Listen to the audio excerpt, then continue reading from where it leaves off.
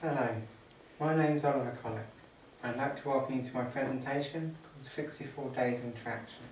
I'm going to talk to you for about 10 minutes and then we'll have a question and answer session at the end. I'll try and answer your questions to the best of my ability, but I may have to refer your question to a medical professional and get back to you. So, 64 Days Interaction. First of all, however, we're going to have a quick history lesson. Now, for those of you who have visited Austria, you may have heard of the Habsburg family, who were the royal family of the Austro-Hungarian Empire. And it is because of the Habsburg family that a condition known as mandibular prognatism became colloquially known as Habsburg jaw, Habsburg lip, or Austrian lip, due to its prevalence in that bloodline. And it's the same condition that we're all dealing with, so we're in very illustrious company. Charles II of Spain is said to have had the most pronounced case of Habsburg jaw on record. His jaw was so deformed that he was unable to chew. Pathologic mandibular prognatism is a potentially genetic disfiguring disorder where the lower jaw outgrows the upper jaw, resulting in an extended chin.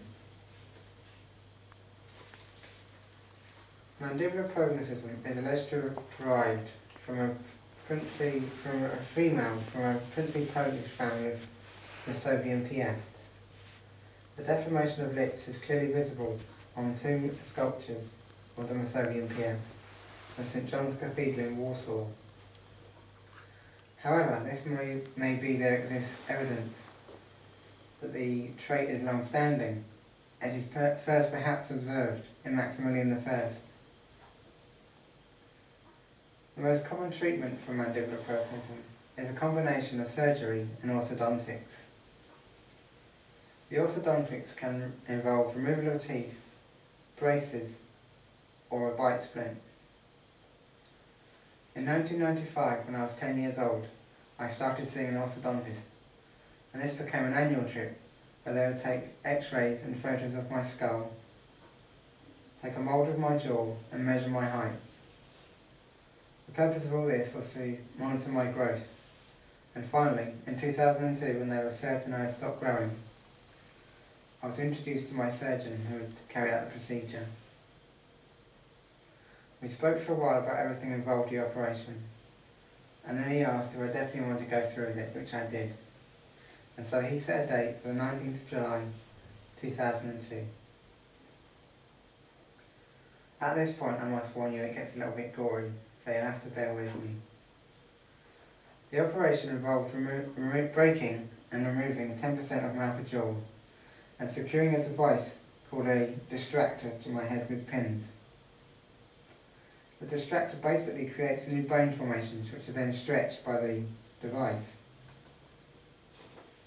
Whilst in the recovery room after the operation, I began bleeding from my mouth, and it took the medical staff about half an hour to get it to stop.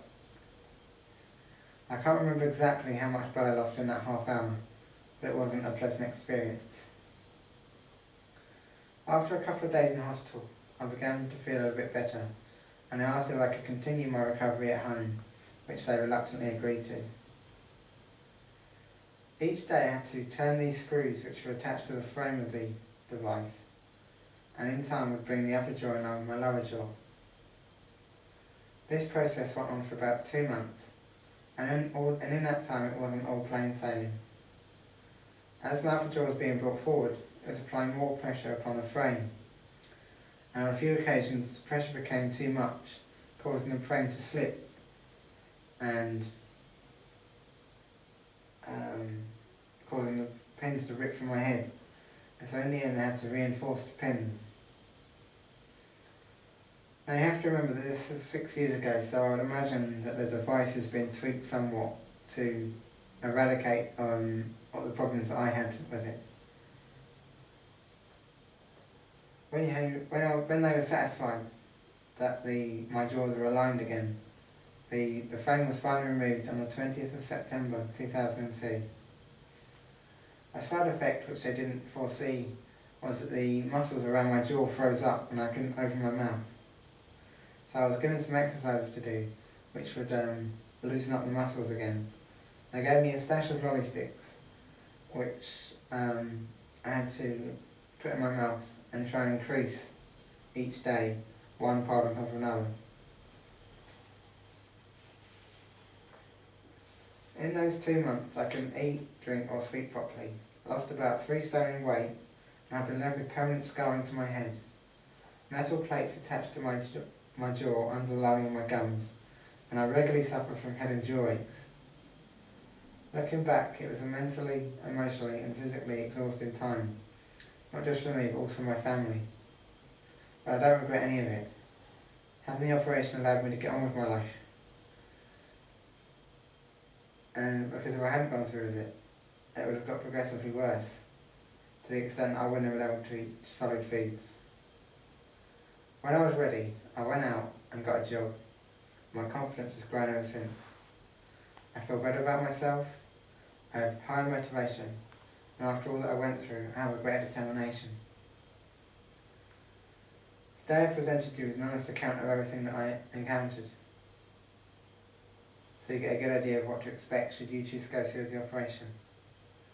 I am fully aware that people's pain thresholds are set higher than others, so it will be easier for some than others to deal with the physical pain. But there is no doubt in my mind that your family and your friends will be there to help you cope with any other problems that you encounter. However, at the end of the day, the decision whether to go through with it is entirely yours and not theirs. So I want you to go away today and think long and hard about it. But for me, having reflected on all the good things that have come out of having it done, they far outweigh the bad things I had to endure. Does anyone have any questions?